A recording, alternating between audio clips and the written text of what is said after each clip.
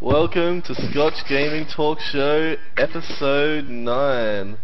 Today is Sunday, the 28th of October, and we're back again for another week to tell you all the video game news, talk this shit, and generally be Australian. Alright guys, we've got our hosts today, Liam Atwell, Shannon Miller, and Chris Wilson. We're missing two of our hosts. Our American guy's gone to a Halloween party apparently. He's being Our cool. American guy. And our resident old heart, Nick, has caught Chris Wilson's case of contagious Down syndrome. Chris, I don't know how you passed it on to him, but you did it, mate. So how you been? How'd you go getting over your case of Down syndrome last week? And hope you're better now. What have you been up to? I've just been watching shows, basically, and playing League of Legends. That's all I've been doing. I mean, it's playing with Shannon in League of Legends is the highlight of my nights these days. So You've been enjoying the new champion that came out? oh yeah, I saw Shannon play. That's pretty cool, but she's no match for me anyway. So cool. Alright. There's no match for Ezreal because he's a good guy. Alright, man. Alright, next up, Shannon Miller, aka Sideswipe. How have you been this week? Tell us all about it. I've been good, man. Well, kinda. I got my graphics cards back from Senecom, and to avoid young children's ears from exploding from my hatred for this place. No. I want to hear the whole story, mate. Fuck a bunch of cunts, basically. Right? Okay, so I sent off my graphics cards and to get repaired for an SLI problem, and I finally get them back after almost a month. Mind you, a problem that I had previous. didn't have my computer for 2 months. Finally get them back. They still don't work, and the worst thing about it, the heatsink fan, like grill things, were all bent. So I was pretty grumpy. Other than that, though, like Wilsey said, been playing some League, and been playing some Medal of Honor Warfighter as well with Liam. Very nice, Oh, yeah. very nice. Liam, how have you been this week, mate? I know you're filling in once again. You've become pretty much a regular though, since every week you're filling in for someone. Yeah, I know. I'm the seat filler. But Just yeah. a subby. I'm a sub, mate. I'm a substitute. Yeah, been good. Picked up Medal of Honor. Been playing that with Shannon. I got a new mouse. Fucking best mouse I've bought so far. I'm pretty wrapped with that. And not much, just working like a dog.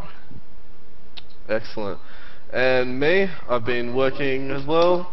You know, not like a dog, like a human, very much so. A lazy human. I haven't been playing much World of Warcraft. I've been playing a lot of World of Warcraft, not so much League of Legends.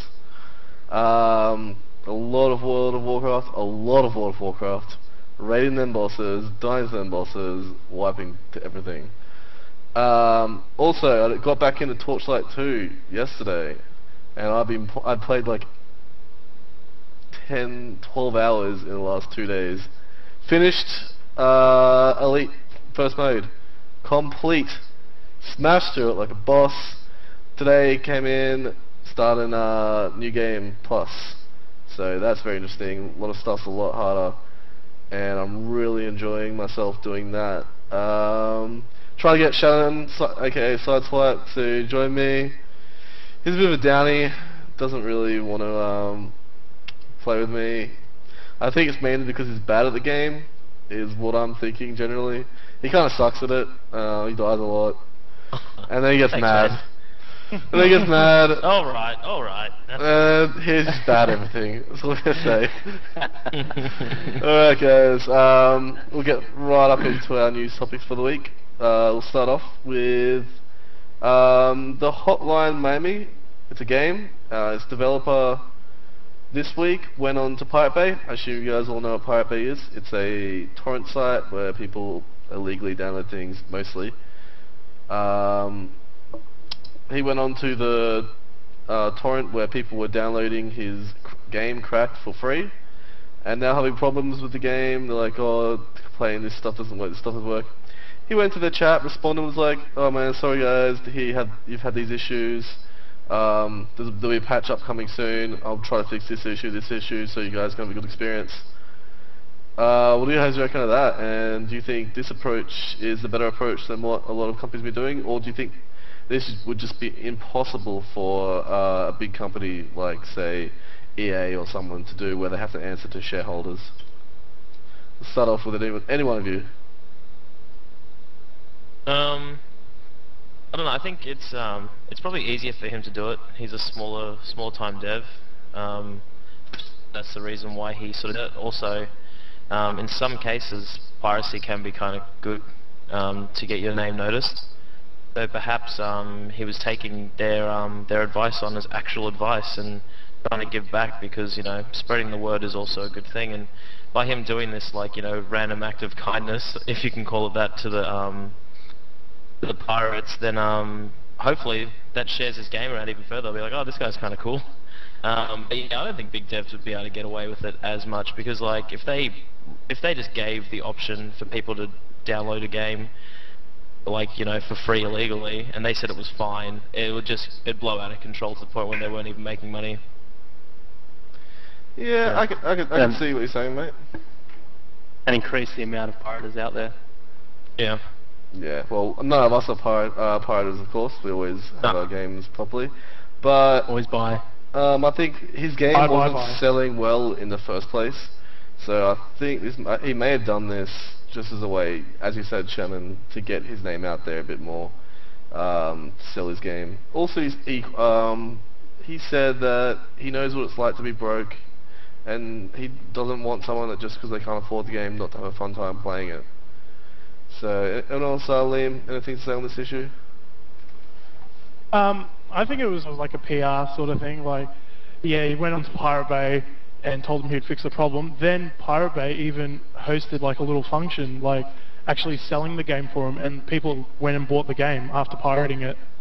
So do you think perhaps this led to a greater conversion rate from... Because most people when they... What I say is that it was an organised PR stunt. Really? Yeah, like, yeah. I reckon that's what I think he did, because he went onto Pirate Bay and told them he'd fix the problem. Then Pirate Bay itself made an actual event and for it to be purchased on their website, and people went and bought it. I'm pretty sure like 50% of the people that torrented, like downloaded it, also paid for it as well, a real copy. Yeah, well, there is a thing where there is a conversion rate from people who do pirates. There are some people that pirate and then download the game if they like it. I think what he did led to, as you said, a greater conversion rate, and it's probably a good idea on his part. Yeah, he did. Yeah, he did that. Then he was giving out free not beta keys, like free just keys as well for the game, so they could just download the client and then use the key and have it for free. I reckon he knew what he was doing. He's in full control of it. He planned this out for weeks, I reckon. So what he's saying is he's probably not going to fail.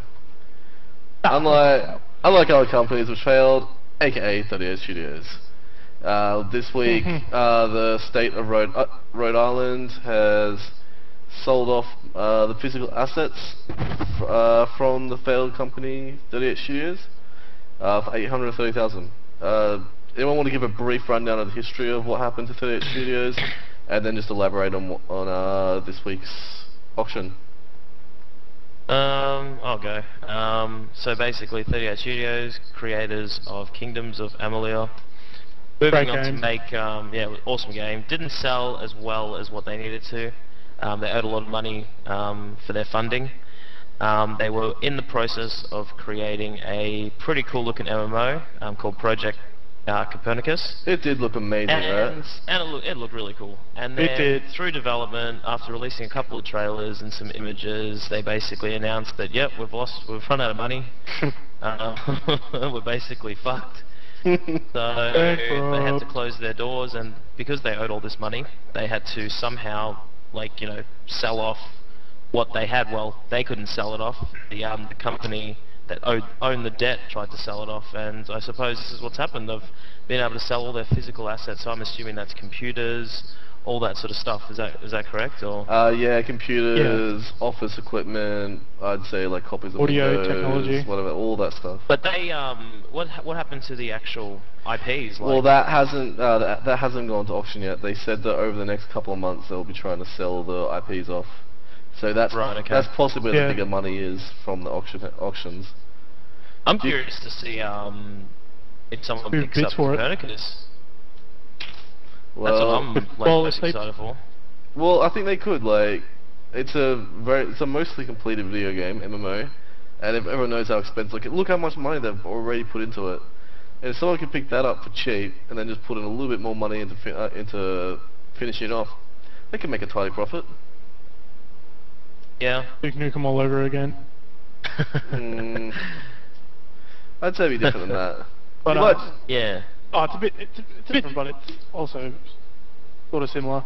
But I can't wait to see how much Kingdoms of Amalur sells for, because if someone buys that and then starts making more expansions, hell, they could even make a second one.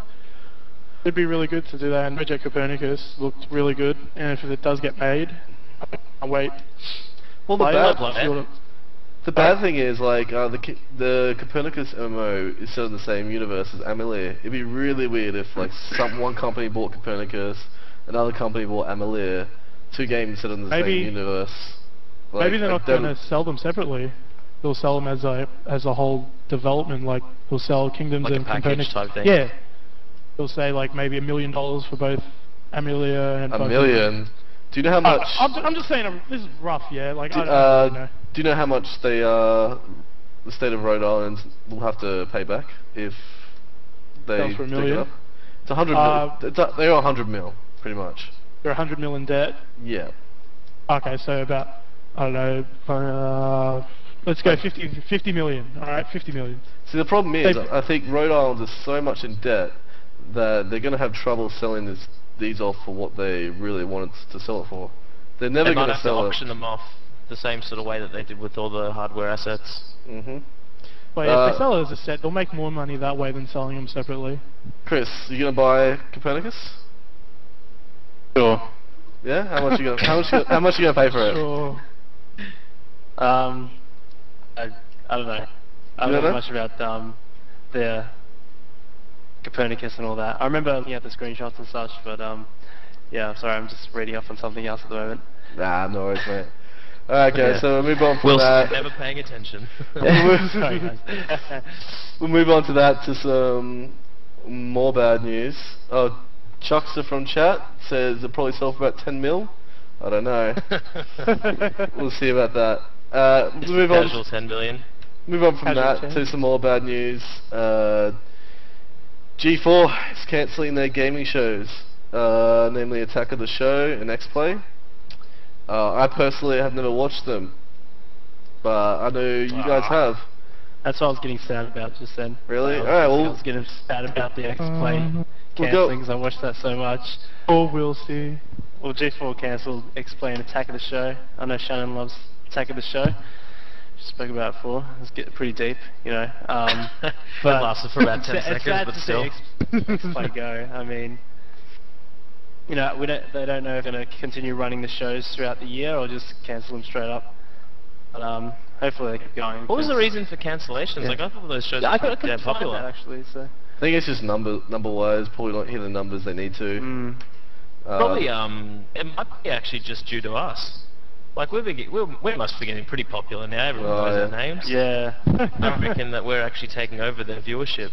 Yeah, Buy us soon. that's probably it. Yeah. I'd say. I reckon we'll get bought by G4. Did so- you guys watch Attack of the Show X-Play a lot, or? I used to watch it all the time when I had Yeah. Foxtel. Like all the time. It was hilarious. I love the people that were that hosted the show. It was like the only good gaming show that was available at that time. I think it's probably actually due a lot to streaming and stuff. The reason why they've lost their numbers. You know, it's so easy now to jump onto Twitch and watch, you know, shows like ours or like anything to do with gaming. You don't have to have pay TV to do it either, and you can watch it any time of the day. So it sucks, but I haven't watched it in years. So they lost Okay. me ages ago. Alright, true. Liam, mate, you do anything else to add on to this? Not really, because I do not know a lot about the show. I never watched it, but it is sad to see a show that's been going on for so long just finish. Alright. Lots of numbers. From what I've read, they might be replacing it with sort of more of a lifestyle, men's whatever it is, GQ, I don't know, lifestyle channel, where they do like men's tips and stuff like that. From what I've rumored, if you could replace it with one show, if you could replace Attack of the Show with one other show, or whatever you want, what would it be? Go around. I reckon it'd be awesome if they did like, you know, Vsauce from YouTube. If they did a TV show dedicated to all those Vsauce channels, like just showing random cool shit that's been going on in the world every week, that'd be really cool. I'd watch that. I watch enough on YouTube. That'd be cool as a TV show. Alright, we'll see. One show. Any show you could ever want, what would it be on that channel? On GQ. Yeah, you're telling them what to make. G4, you're telling them what to make. Oh. Destiny Stream. Destiny Stream. Destiny Stream, constantly. No. That's all I used to watch. I love Destiny Stream. Oh, I hate that Destiny guy. Or Cats. Cats is cool as well. Oh, Destiny. Destiny. That guy. No, not He even. got me into stuff, so... Don't even drag us into the StarCraft fucking drama. Drama. Alright, Liam, mate. I really do not know. There's too many shows to watch that I'd even think about putting onto that channel. We all know what Liam would do. Liam would renew Chuck and put it back on that channel. That's true. Actually, that is it. That is it. If I had the money, I'd renew Chuck. I'd pay for Chuck it. channel. Chuck channel. You know, It'd be no G4, it'd just be Chuck Anyone TV. in chat have some cool ideas? Yeah, you know the chat has it. You know what I'd do? You'd renew Chuck? I'd just make a Scotch show. But people he just went around to different places in the world. Different blends of and just tasted Scotch and was like, oh, this is good. And he had Scotch challenges. Like, you could drink, oh, how many Scotch can you drink in a night?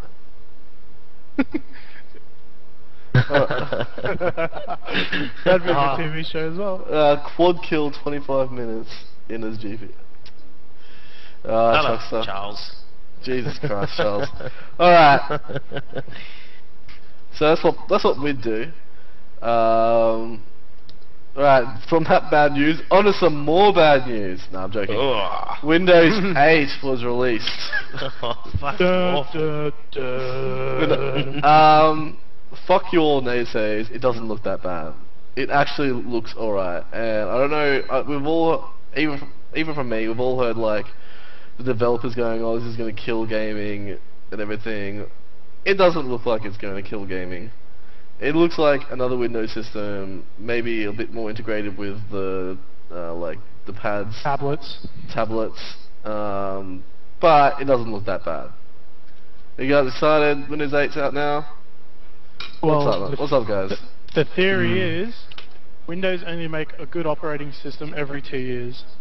So every second one, you mean? Every second one. Well, whatever. Yeah, every second operating system they make is a good one. So Yeah. I think Windows 8 may fail. This one until the next one comes out. You know what I want to see? I want to see them like put in the years again, like have Windows 2020 or something. Oh, That'd be cool. Why don't they do that anymore? They just put the numbers after it. No. It Well, sounds more sleek, you know. Yeah. Yeah. More Or they'll just call the basic, next more one 9. Windows 2012. They'll just call it 9. They won't even Nah. put Call it Windows. Windows. It'll be like Yeah. IX, Windows IX.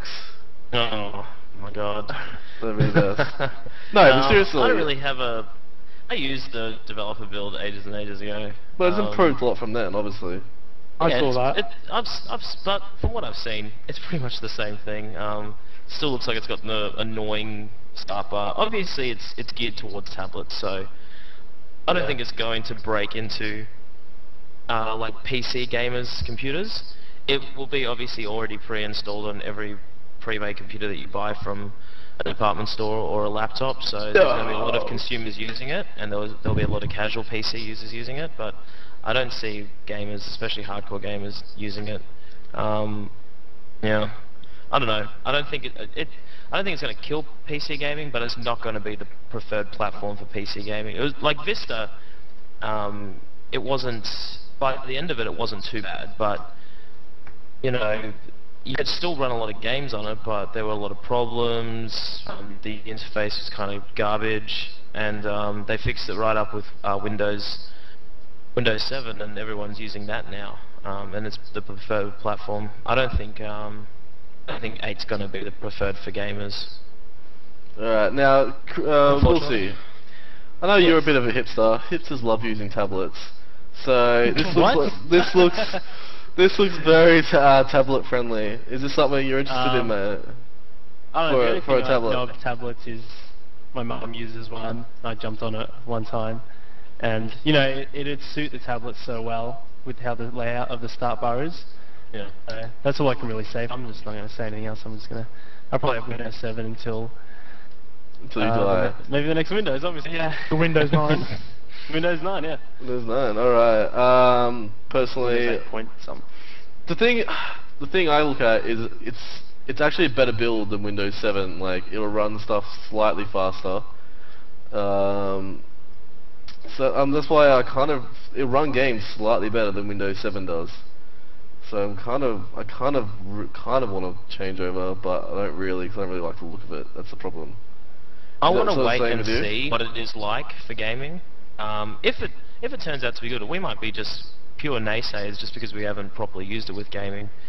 Yeah. But I'd prefer to see how it goes for the next couple of months, and if what do you mean, like getting how it goes with gaming? Like, it should just work the same as everyone else. Like, it still has all the folder systems. It has all the same stuff. It's just the dashboard's a little bit different. I'm talking about like driver support and stuff like that, man. Okay. Obviously, your graphics drivers, yeah, NVIDIA or AMD, they'll make drivers for Windows 8, and they already have done, you know, for the last few months with the developer builds and stuff. But I'm talking about other stuff that you use, like mice, keyboards. You know, you might have a mouse that's a couple of years old, or a keyboard that's a couple of years old, and you might not be able to have the support for it. I'm talking about like a gaming keyboard, the one that has like macro keys and stuff like that. That sort of thing, as well as the old, you know, you've got old games as well. Like, I've still got Call of Duty 2 and stuff like that. Like, will that run on Windows 8? I don't know. Shut up. I don't. Did you ever get to run on Windows 7? Yeah, I did. Did you? Oh, maybe you're having lots of problems with that at one stage. No, I got it working. But yeah, maybe it is that I'm being stubborn and I'm enjoying Windows 7. I don't know. It just works. You turn it on and it works every time you want to use it. But is the same going to be with Windows 8? Well, I know that's what you hope, but you know, look at Vista. Everyone was saying, oh, it's going to be awesome, and then, you know, it was garbage. But I never used Vista. Oh, I did. I went from XP to 7. It wasn't on Vista for horrible. It was just a bit clunky. It was a problem. I don't know. I feel that the start bar on Windows 8 is the clunkiness that I want to try and avoid. Because I like pressing start and just going and search and typing in the program that I want to use and pressing enter and it opens up. But in this you have to like click down the bottom and it opens up like this touch inspired start screen, and it's got all these buttons that are annoying. I just want my normal desktop. Yeah, you can flick back to it, but you know, I just want a start button. Maybe they're actually geniuses, Shannon, and they're getting ready to release screens. Touchscreen monitors. A lot of touchscreen monitors. Maybe they're preparing for that. Well, that's like what Steam's doing as well. They've got that big screen thing. It's exactly like the start menu for Windows 8. Yeah. Alright guys, well, alongside Windows 8 release, you had Windows Surface being released as well. I think it's an app for, I know it's for tablets, I'm not sure what it's for. The tablet itself. Glass. Yeah. Wait, isn't Glass the... Glass is the program. Alright, you're right, sorry. Surface is the tablet. Anyway, whatever one it is, I'm not sure, can be released on... They were both released anyway, we talk about both of them. Yeah. We can. But anyway, I'm more interested in the program one. It's an app you can download onto your tablets, or I'm pretty sure iPhones as well. It interacts with, say, your Xbox. I'm pretty sure it can interact with TVs that have it enabled as well. If you know what the Wii U is, it sort of turns your tablet into a Wii U controller, except that it's better because it has two touch points instead of one, like the Wii U. Only problem with that I can see is whether it's going to be supported by many third-party developers for the games. What do you guys think of this new technology? I know that there's one game already in development that's going to use it. Aliens Colonial Marines.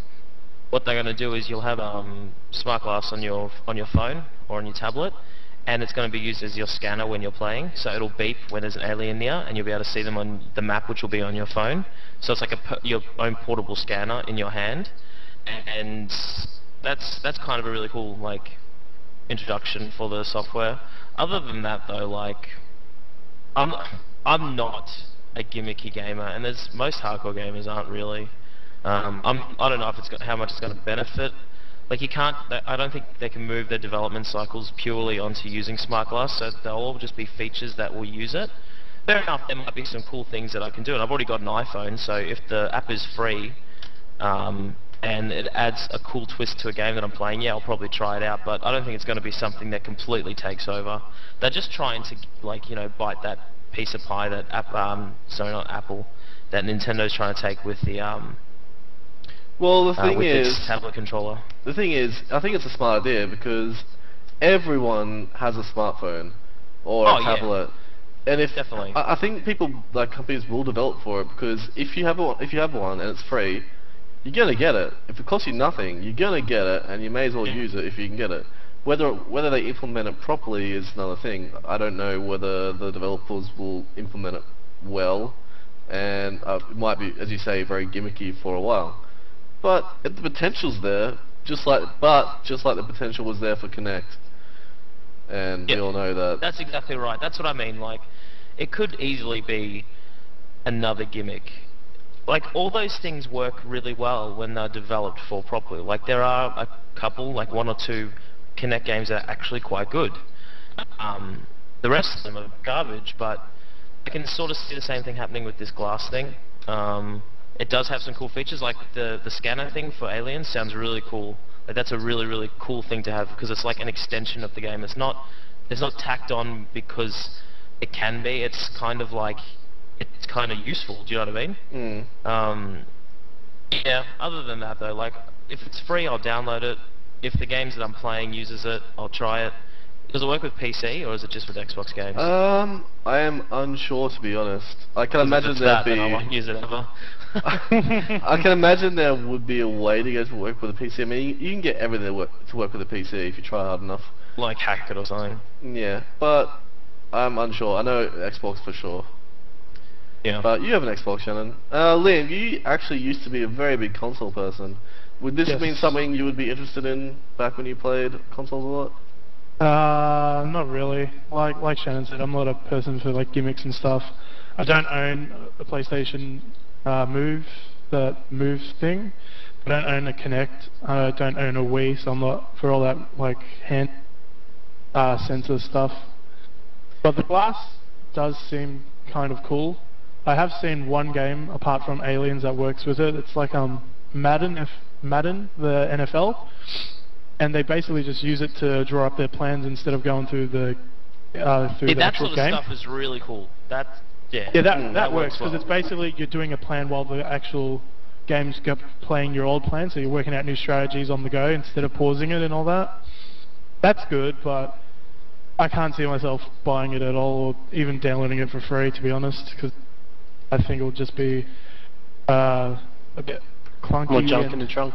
Imagine years and years ago if you knew you could get something like this for free. Years ago you'd have had to pay $60 for it, and you would have been like, oh my god, this is awesome. Now it's free, and Liam's like, but do we even know that it's free though? I don't know.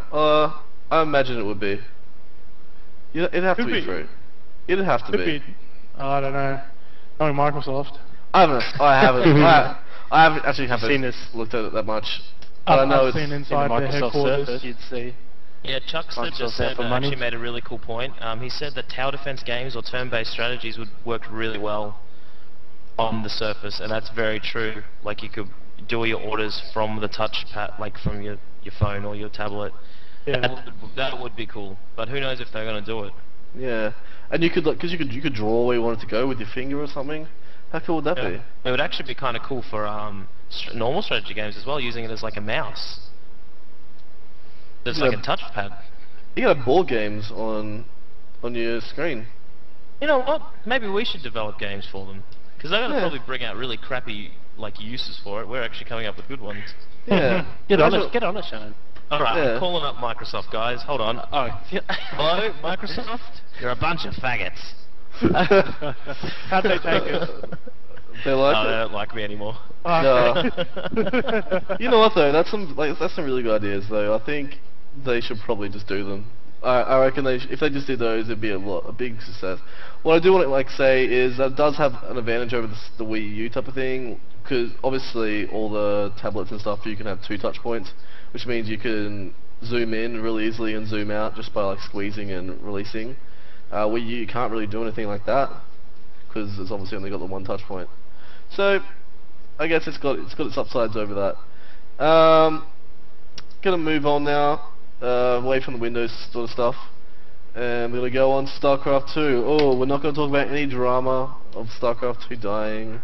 We're not gonna talk about people in control. We're gonna talk about Blizzard adding leveling to StarCraft 2.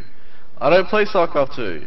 I love the fuck out of StarCraft 2, so I am in for anything that increases the player base, makes it more fun for everyone. I know you guys, Chris, Wilsey, you played it, Shannon, you played it, Liam, you didn't play it.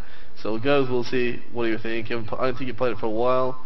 No, I haven't played in a while. I haven't been Heart of the Swarm either. Well, it's not out yet, mate, but...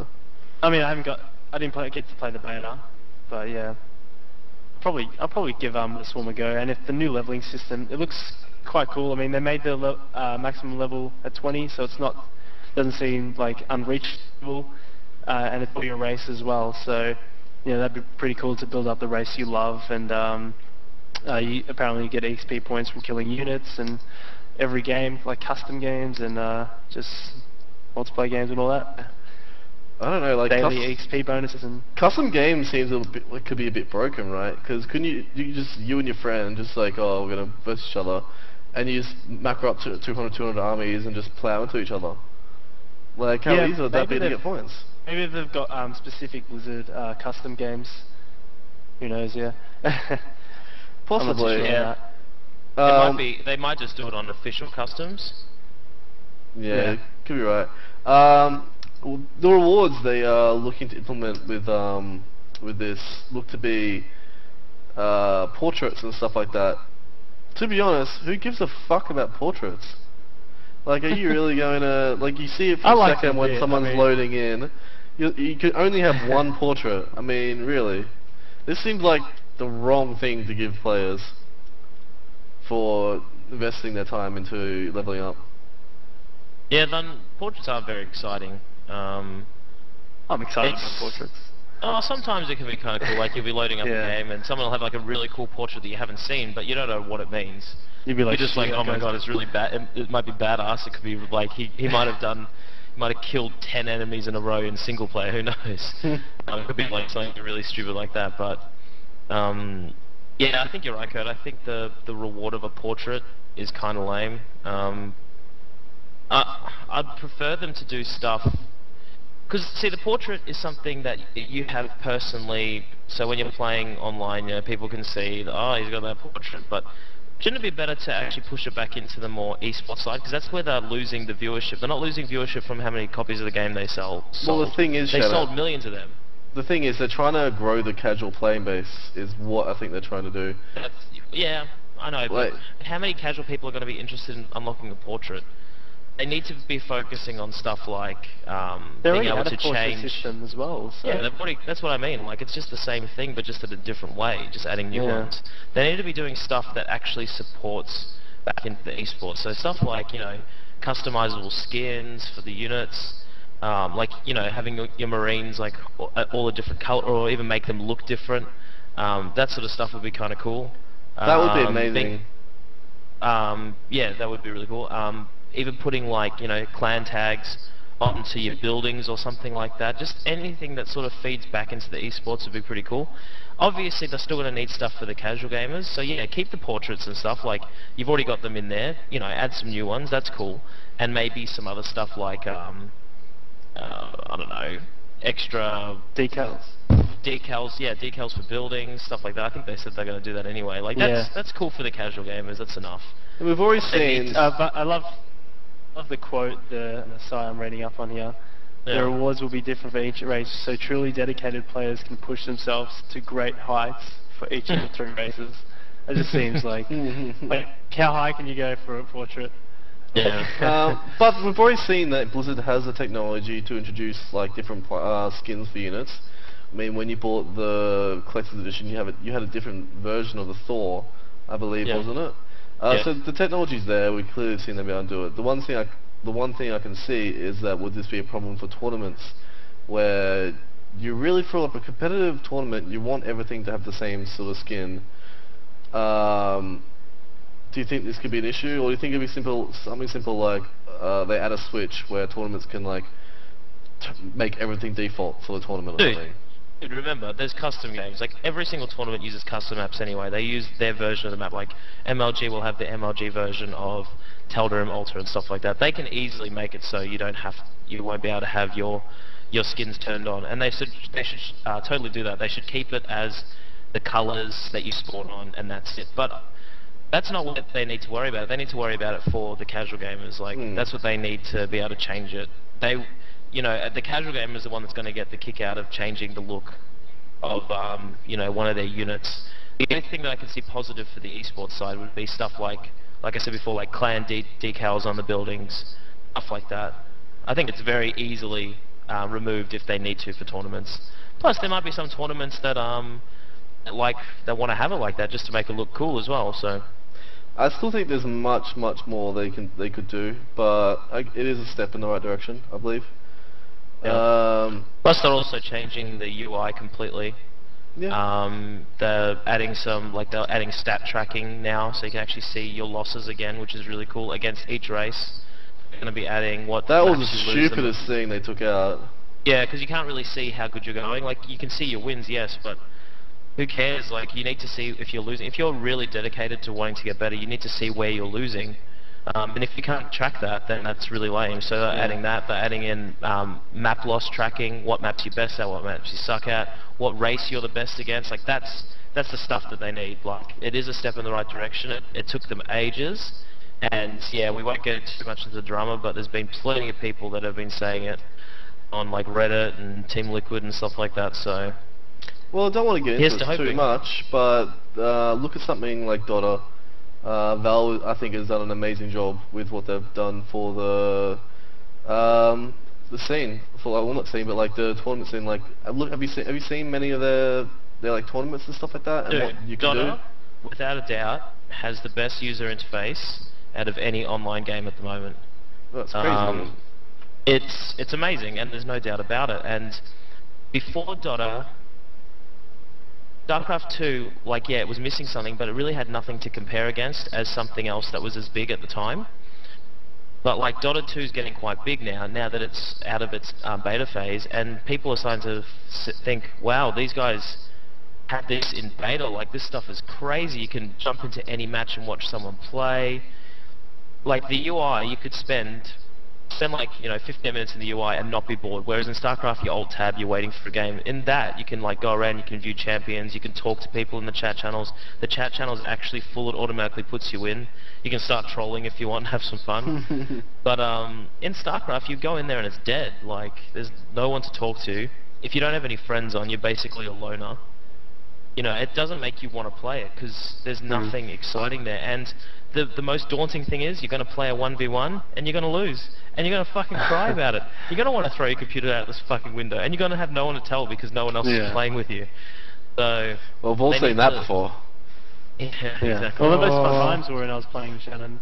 That's about it. Well, can you remember when it was me, you, we had Bogman, a couple of others as well, Jung, we'd all play like games, but... And we're like competing who would hire, and that's what it felt like, you know? We'd do like little King of the Hill tournaments between ourselves and try and get better, but then everyone got bored of it because it is one of those games that if you're not like really good and you're content in losing, you're gonna want to not play it because it's stupidly frustrating. They need to add, and it looks like they need to really push that social aspect again because that's the thing that's going to keep people coming back. A lot of the people have been talking about the UMAs, the custom map sort of things where you just can do like tower defense. Where pretty much a lot of the big games that come out of UMAs these days. And that's in StarCraft 1. I know a lot of people, a lot of casuals, is what they did. They just played those. Yeah. Where it's really not a big scene in StarCraft 2 because they haven't pushed it very much at all, and it's very hard to get into them. Just go back on this. How ridiculous is it to try and get Shannon, you're breaking up for a second there, Shannon. Sorry. I'm gonna go, Chris. Did you play many custom games, UMAs, Chris? Yeah, I played a lot of custom games. Like that's after I got like annoyed and angry at losing so much on StarCraft 2.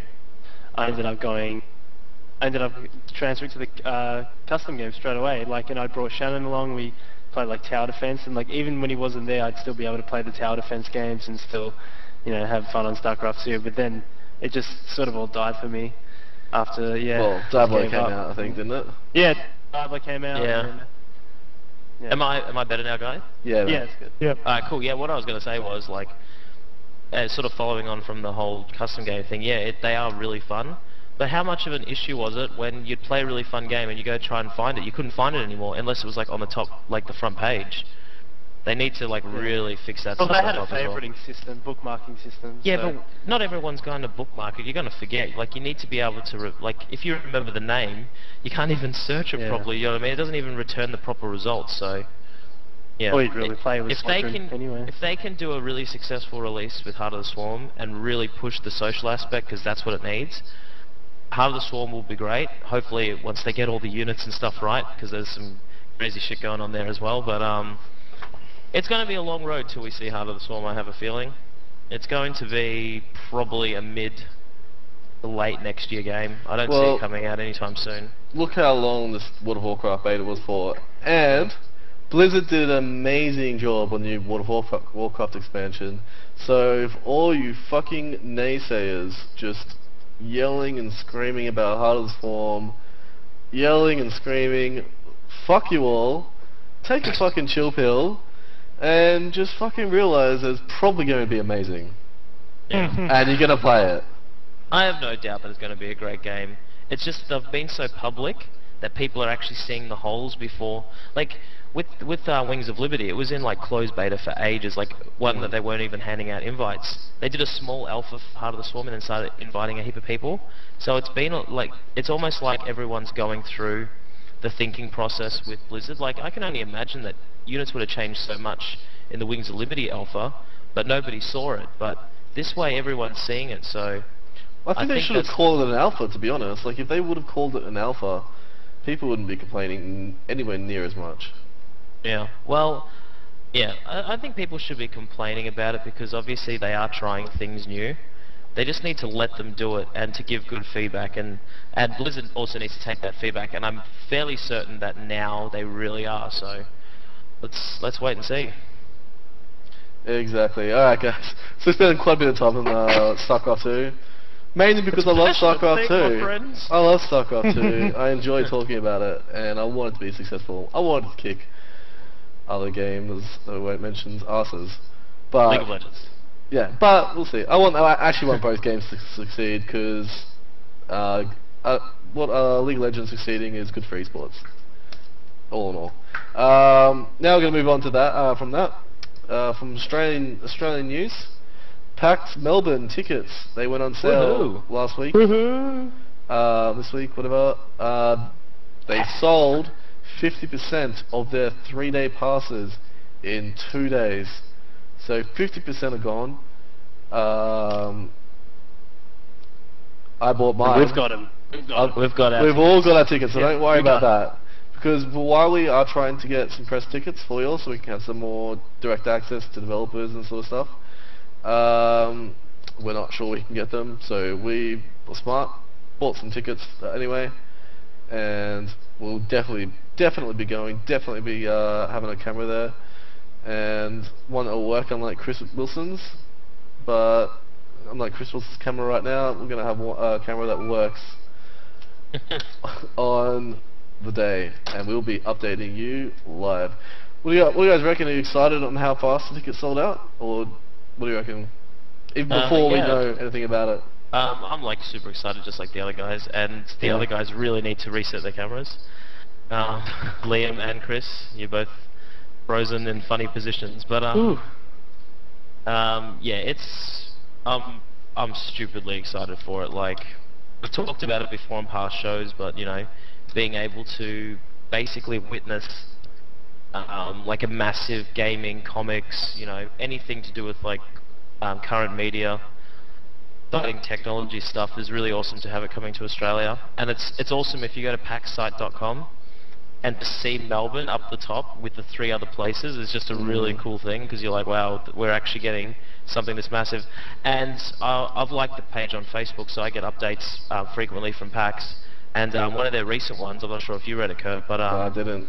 They the community manager, like the guy that basically organises everything and does all the PR stuff, said he's been getting asked a lot of questions. You know, is this going to be the real PAX coming to Melbourne? You know, are they going to put as much time into it? And he said, we've been doing this for over a year now, planning for Melbourne, you know, so by the time it comes here, it's going to be almost 2 years. We're going to have all the concerts, all the booths, all the indie arcades, everything is going to be there. It's going to be fucking awesome. There's people coming in from overseas, from interstate. I can't wait. It'd be very stupid if they decided to do a smaller version. Like, it's obviously probably not going to be as big as PAX Prime or something, but it'll be as big as one of the smaller PAXs in America, I'd say. And Supernova, Gold Coast, last time, I think we had something like 70,000 people come over 3 days. Well, that's a lot. Can you imagine how many people this PAX is going to get? Especially since the 3-day tickets are sold out, or 50% sold out.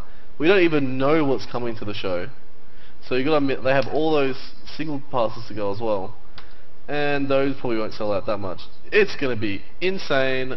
It's good to know there's going to be heaps of people there, sort of just... Yeah, but, a lot of, it's kind of full on. On a side note, if anyone... We're really after some press passes, so, you know, if anyone's got any hooks in with some PAX people, let them know we're interested. Tell them that we're good. Lie to them. Kurt, you might actually have to invite the guys back into the Skype call. Doesn't seem like their cams are refreshing. Might have to do that, we'll see. I'll be flying down to Melbourne, and we will be getting a... that's the sounds. We'll be getting... Make sure you mute your Skype mics, guys. Yeah, do that. Alright, guys. We'll be getting a hotel in Melbourne around the time of that. Yeah! So, we'll be on the town all 3 days. Scotch. All 3 times. And it's gonna be amazing. So, if anyone wants to say hello, we'll be down there. Tune in. Say we love ScotchGaming podcast. We'll be in the, we might buy you a drink. ScotchGaming VIP area in the club. Yeah. You just see us sitting there. Free scotch all night. You're paying, Yeah. paying. Don't promise anything, mate. No, they're paying. Free scotch. Free silver. Alright. Anything else you guys want to talk about in this for PAX? PAX is going to be awesome. Yeah. Is that it? Extremely. Yeah. If it's any... Just a quick side note, one of you guys was getting a ton of background noise from the Skype that I can hear. So either Liam or Chris, I don't know, one of you two. You guys both have your microphones muted? Yep. I don't know where it's coming from then. Not much I can do about it. Whoa. You guys might just need to fix your microphone somehow, I don't know. Anyway, I'm going to move on to Nintendo news. For the Wii U, they've unveiled their own iTunes. It's called Record Direct. It's kind of fucking weird. Why the hell are they doing this? Well, I think that, you know, the DS is a portable platform, and I suppose with the whole craze of, you know, mobile gaming, it kind of makes sense that Nintendo would try and bring a music platform to their device to sort of combat, I suppose, the sales from phones and iPods and stuff like that. So it makes sense. I know that I will never ever use it, and I'm not sure who's going to use it. Obviously kids won't use it. I could only see pretty much the adult users for DS actually downloading music. Is this going to be on the Wii U as well? I believe so. I think that might be alright. Obviously that they are really trying hard with this whole online thing, just like, well, Sony and Microsoft both have music download programs within their consoles, like Xbox has Zoom, I think it's called, and PlayStation has something else, and I think it's just another way that they can sort of be in with the rest of them. I don't really have too much to comment about it though. I'm not really interested at all. Yeah, me neither. Anyone else interested in Nintendo tunes? Nintendo? It's for like, if you play music really. over games and such, is that what it's sort of saying, or is it just using it as just like a quick MP3 player? Like if you're so orientated around 3DS, you just chuck on some music, you download it from the Record Direct. Possibly. Yeah, Record your cassette too. Alright guys, I don't know many people that actually use their consoles as music devices. Yeah. To be Okay, honest. from Nintendo onto PlayStation, there is a new PlayStation hack apparently, and Sony might not be able to stop it. We all know the last major hack was in 2011, but they did a firmware update and that was plugged. Pretty much the firmware update stopped gamers getting onto PSN network, and really only workaround was not to do that firmware update. Now some cool individuals have hacked it again, and they've done it in a way where you access the PSN over your computer and it pretty much makes it look like a real PlayStation. And the only way to really get rid of it now would be actually to stop all normal PlayStation people getting onto the PlayStation network. Cheers for the hackers or down for the hackers? What do you reckon? I think the hackers are winning. It took them a long time though, and only because they found that key. Yeah. If they hadn't have gotten hold of that key, they would never have been able to ump it, so I don't know. I've never been someone to pirate on consoles, ever. I've never had a chip PlayStation or anything in my life. So, I don't know. I still won't. I'm not going to jump on board with it at all. Plus, it also ruins the whole fact that you can't get onto the network. Do you know what I mean? So you can get onto the network with this one. With this hack. Actually go onto the PlayStation network. Yes. Really? Yes. That's the whole point of the hack. Well, they're fucked. Never mind. I didn't realize they could do that. Sony's fucked. They are completely fucked. That's it. Luckily, they are towards the end of the PS3's life. Imagine if this actually happened within like the first year or so, like with the Xbox. At least on the Xbox, you know, you can online, you get bans, but if you can get on PlayStation Network undetected, they're fucked. They are fucked. Yeah. Fucked. That's one thing. Like, I don't think many people realize is that the consoles have a huge piracy problem, just as maybe not as big as the computers, PCs, but it's very much the same. Like, I don't think people realize how big it is. So, you know, it's lucky it happened when it did, but who knows? We'll have to see what happens when the next consoles come out. Alright, Zynga. They lost $160 million so far this year. That's a lot of money. Yes. That has led them to lay off more than 100 game developers. No matter what you say, no matter what you say, guys, game developers losing their jobs is not a good thing. No. Game So developers, it's not. no. The actual company, But yes. Losing. there's a bit of a problem, see. That problem is called social gaming. And yes, it made a ton of money for the last few years. But just like anything that are sort of like a buzz, they die down. And I think it is getting to that point. Well, Zynga was the biggest out of all the mobile platforms for Facebook and for phones. you know, that they were the biggest. You know, they had massive hits. They had Farmville, they had Zynga Poker. Like, they were played by millions of people. So to see those, so to see that happen, you know, it's only just, I suppose, a picture of their demise and the social gaming, how it's just on its way down. Like, I've never really been involved at all. You know, I play little, you know, Facebook games here and little games on my phone there, but They should yeah, have made fun. like I said last time with, like, you know, hardcore gamers, we're the ones that are always going to come back to play the games. We're not going to stop playing video games. We might change video games.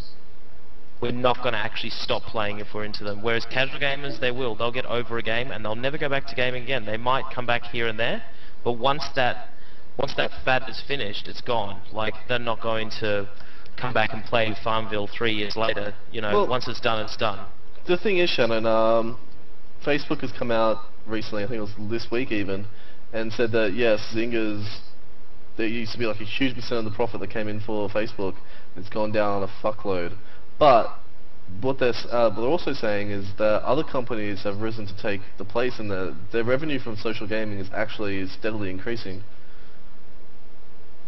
So I think that also has a lot in fact because they sell their own points now, Facebook credit, and that actually covers all the games, which only started up not too long ago as well. So you could probably attribute the extra sales from that. They could probably gauge it better. I don't know. I don't. Maybe it's just because I'm a naysayer. Maybe it's because I hate social games, but I fucking hate social games. Well, you are a naysayer, so. Me too.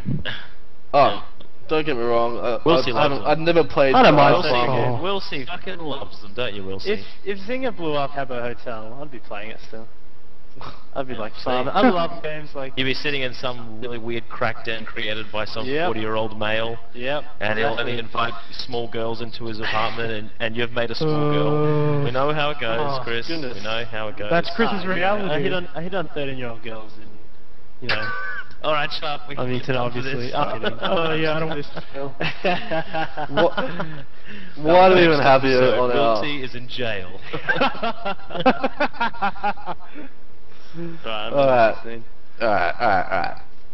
So that's that. Bring it back out. Bring it back. Bring it back. Alright.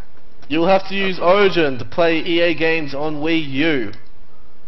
Bad. That's a really weird thing. Why are they doing this? How does it make sense, Liam? Explain to me. To stop piracy. Because yeah, every EA on the computers is now going through Origin. Why don't I take that over to console? Makes sense. Yeah. Makes sense. He's right. It makes sense. We're not saying that it's good. Think about it, Kurt. Think about it. It makes sense to a retard. PC. Why would they not what? take it on to console? I don't actually hate Origin. No, I don't either. I said I hated that beginning. I'm annoyed that I have to use Origin to get into Battlelog to play Battlefield 3, but I don't actually hate Origin. I would say that I am probably in Origin more than I am in Steam. And I like Steam as well. Everyone hated Steam when it came out, by the way. Just so everyone knows. Now everyone loves it. They think that Valve is fucking the golden Steam. god. Yeah, see? Everyone loves Steam. But I don't love Steam. back then, I used Steam the first day it came out because I got Half-Life 2. And I remember everyone, nobody has a fucking internet connection in the world. How are you supposed to play your games, Valve? How are we supposed to play your games? How are we supposed to play Half-Life, Valve? You're a fucking bunch of dogs. And so that's how pretty much that conversation went. And now, the same thing is said about Origin. I don't care. If they want to bring it to the Wii U, they can bring it to the Wii U. It's just a way for them to obviously make sure that you're entering in their season pass code or whatever the fuck it's called to make sure that you're not pirating the game. With it as well. It's kind of weird that they are making it so there is an extra app within the Wii to do this, but I can sort of see why. They want to make sure that their IPs are protected, you know, all their games. I'm gonna say that Weird that that is... choosing it on Wii U. That's not the way to do it. I 100% don't back the idea that we should have to open things through programs to stop piracy. It doesn't work. It's quite clear it does not stop piracy, and it's the wrong way to go about stopping it. Now, like... I don't think it's just for piracy either. I think it's also a way to have, like, a catalog system on the Wii U. Like, to be able to have your friend into it. Because remember last week we were saying how the Wii U doesn't have voice support for all games. Maybe they're going to do voice support in Origin for EA because they've got it built in for the PC version. I think that it's going to be more like that. It's going to be a client that you can access your games library from within your Wii, and it possibly could be for downloads as well. Imagine actually having an EA download client within the Wii U where you can just download all their titles. That'd be pretty cool. Be better from Steam because there'd be a bunch of games, but having all EA titles is pretty good. Like EA's a major publisher. They're you know, still up there as one of the highest in the world. Like, I don't see how it's a bad thing. Like in that respect, I can see how it can be annoying for a lot of people. I suppose it, you know, comes back to a lot of people not being online and not wanting to have to use these extra things, but it's just an unfortunate way that the world's going. Like, we all have to do it for PC, and we've had to do it for like the last 5 years. I think that it's just bound to happen on consoles. Alright. I think it's pretty weird that they're starting it off Wii U though. I suppose 'cause it's a brand new console, man. They want to see how it goes. Test it out on something new in case it fails. It's conspiracy theory. They don't care about Nintendo. They're just like, if it works, it works. If it doesn't, it doesn't. They'll be like, if Origin's not going to work, we're going to take down Nintendo with us. Alright, guys. I'll sue them because they reckon they've got games like The Sims on it. XCOM DLC. It's been, I think it's released, called Slingshot. You excited for some more XCOM action? I don't know if it's been released or not, but it's been announced anyway. What does it have in it? It's got extra missions, something to do with Japan, China. yeah? With China. It's sort of like a standalone missions. It's like a story inside a story. So these missions take place in the game, and it tells a different story onto what's happening already. And it looks fairly interesting. You guys gonna pick it up? I haven't finished the game first, so probably not. Are you playing on Iron No, because I don't want to restart the game after 10 hours of gameplay. You're a baddie. I know that No, I'm not. It kind of sucks because Nick's not here this week, but I know that he finished it. Yeah? He's getting very XCOM. close. Yeah, I think he's getting very close to finishing it, I should say. He's right near the end. I hate him. He might have already finished it. He might have already finished it by now because this was a couple of days ago. So I know that he loves the game, and we all know Nick, being a console gamer, doesn't really get to play strategy games very often at all. And you know, for him to say that he loves this game was kind of a surprise to me because he usually plays like RPGs and that sort of stuff. But yeah, he's fallen in love with it. He can't stop playing it. He when he's not, he was having a conversation with me where it was almost sounding like I was talking to him about StarCraft. Like he was telling me all of his strategies and what he's been doing and what he's going to do when he gets home to change it. So I can see that he will definitely pick it up. Nick loves DLC, so especially for a game that he likes, so I'm sure that he'll get it. He loves DLC. Like if there's a game that he loves, he will buy DLC, even though he's mostly against online stuff. He'll always buy DLC, like he's done it for Skyrim and stuff like that. So maybe we might have some I'm the same. I love DLC. Well, you know, I'm actually pretty impressed that it's coming out fairly soon. Seems like they keep you steady stream updates coming because they've got this one, and then they've announced they've got more to come to follow. So I'm pretty impressed with them. They're doing a good job. I find that DLC should probably. I like when DLC is sort of not like right as soon as the game comes out, but fairly shortly after. While that buzz is still high anyway, just to keep people interested. Yeah, there's a difference between having fast DLC and having day one DLC. Yeah. You need to make sure that it is within a month, I reckon, from after release. There needs to be some noticeably decent content because you're paying for it. So, and I would assume that they're going to do something pretty awesome. Like, you know, they jam-pack that game full of stuff that you can do. So I can only imagine that their DLC is just going to be as good. Alright, from one DLC to another, Dunwell City Trials is the first announced Dishonored DLC. We all know you love Dishonored. We've got more of that coming later, but you'll be made to battle waves of enemies in an arena, and you'll be set certain challenges. I think it was 10 different challenges that you'll be set in this arena. So I guess it's sort of, I don't think it's any more storyline per se, but it's just a different add-on feature, I believe. I think that's really weird. Yeah, I think it's a really odd decision for DLC. Like, a single player game that is focused on being stealthy brings in like basically a slaughterhouse. Well, I don't know if arena. it's gonna be like that. We don't really know if it's gonna be like that. Or is it Shannon, going to be more like challenges, like set like stealth challenges and shit? Well, there could possibly be different challenges. It said there's 10 different challenges or something, or training things to do. So one might be possibly you go and get set against these enemies. Other might be like do something else. I'm unsure on what it completely is, but it could be pretty cool. Yeah. I don't know. I played the game for a little bit, and I know that it was awesome, but Play for an hour.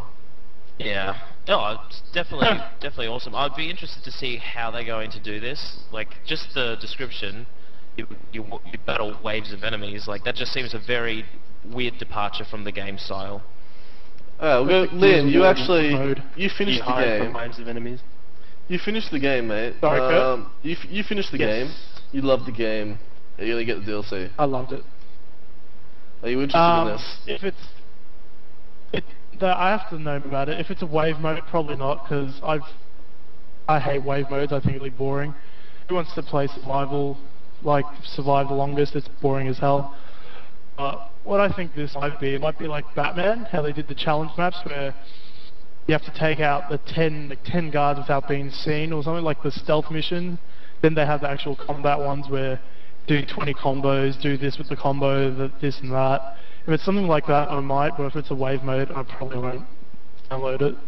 Alright, awesome. You didn't like the wave mode on Borderlands 2? You didn't like that? I thought we had a jolly No, time. that was different, because you get loot for that. In Gears of War, when you play Horde mode, it's just try and survive. That was the mission in Borderlands, like the Horde mode in Gears of War is just like an add-on multiplayer thing. It doesn't really, I don't find it interesting. Yeah, if they did it with multiplayer, that would be kind of cool. If they introduced the DLC as a wave mode, like Horde mode with friends, that'd be kind of cool. Where you could, But how would you do you that, all have though? to be It's still stealthy weird. and take guys down. Yeah, it'd still be weird, but I think that'd be pretty awesome. Alright, It could be like, maybe it could be a mix like Horde mode and Batman sort of thing. Yeah. That'd be cool. yeah, alright, well, that sounds very interesting. It could go either way, I think. You almost fell asleep, but anyway. I think it could go either way. It was fantastic. That's pretty much our news and section done for the day. It's been pretty cool. We're gonna move on to one of our review / impressions type things. The game, I think it's Medal of Honor, Yes. whatever it is, Warface, I think whatever it's called. Warface. Warface, War Crimes, I don't know. Warfighter, mate. Whatever, it's got something to do with Call war. of Warfighter, whatever you want to call it. It's got something to do Call with Warfighter. It's got something to do with war. I don't particularly like the game. Actually, I hate it. Just from like, You just hate first-person shooters. just because I hate first-person shooters. I like. Medal of just- Honor was good. I don't know.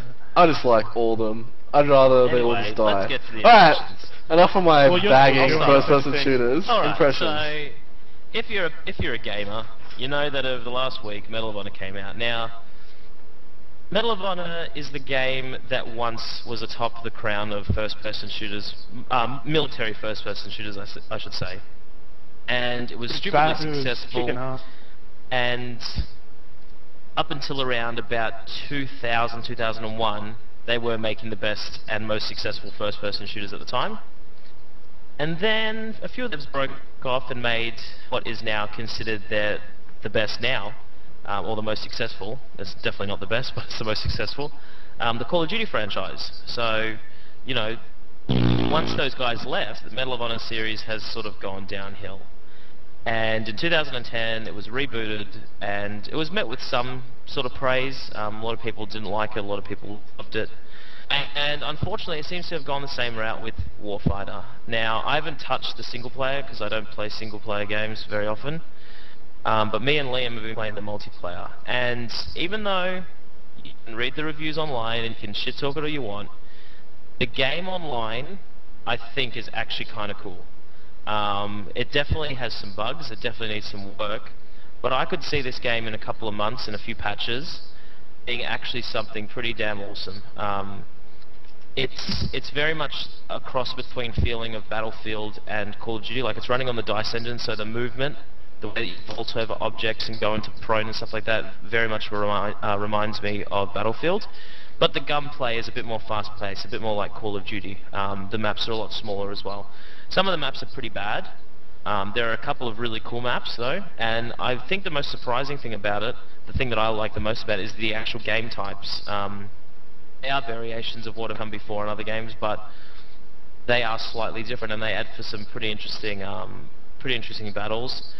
But I'd probably say the best feature of all, and something that I think that I was talking to Liam about it the other day, that they should definitely take over to Battlefield 4, is the Warfighter mode. Basically what it is on Battlelog, which is the website for launching both Medal of Honor and Battlefield 3, you earn tokens from within the game, and you spend the tokens on the Battlelog website to basically fund your country. Oh, you mean Warfighter Nations?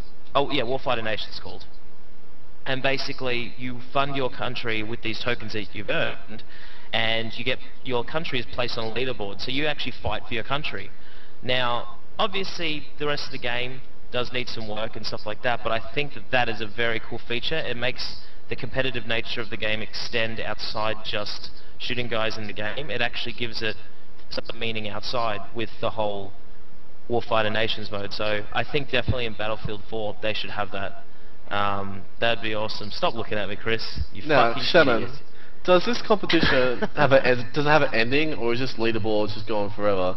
And will they ever reset it and do like a new I think they're going to month? be doing like sweepstakes and stuff like that for the winning nations.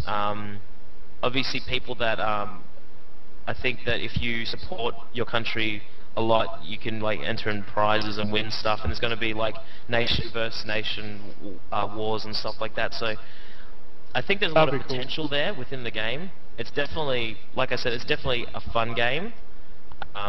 Might not be the best, but I'm enjoying it. Liam, go ahead, mate. I know you wanted to talk. I could see your little mouth. I'm gonna say this. Better than Call of Duty. I don't care what you say. Call of Duty is really, really bad at this moment. In the time of franchise, it is. The time of piece of shit. franchise. The time of its franchise, the time of the year, the time of the month. It's Call of Duty's time of year. It's where they have their shit period. But Warfighter's really good. Like Shannon said, it's like Call of Duty meets Battlefield. How can you not hate that? It's really good. A lot of people have been shit talking on reviews, like IGN and a few others have been giving like really low scores. That's their opinion. But me and Shannon have been playing the multiplayer, and we've been smashing it through. What I like of the multiplayer, I've only touched so far, same as Shannon. But cool thing about the multiplayer is a buddy system in there, where it's basically there's a whole squad, but you're set to groups of two, your buddy. So me and Shannon have been buddying up together, and basically, if you want to, we're friends for life. Friends for life. Battlefield. Yeah, that's it. Oh, we're holding hands and shooting people at the same time. It's going good. It's the way I see it. The way I see it surviving, like the team surviving, is if you stick to your buddy and just basically cover each other's back. That's pretty cool. And by the way, guys, if anyone just tuned in, we're talking about Medal of Honor Warfighter. We're not in some weird porno, all right? Just so everyone knows, we're not in a weird porno. Yet. Not yet. Not yet. Anyway, get to your point, Liam. The cool thing they brought in it was you can prone, you can run, everything. Now you can slide on the floor. When I saw someone do that, I instantly lost my shit. I was like, what the fuck?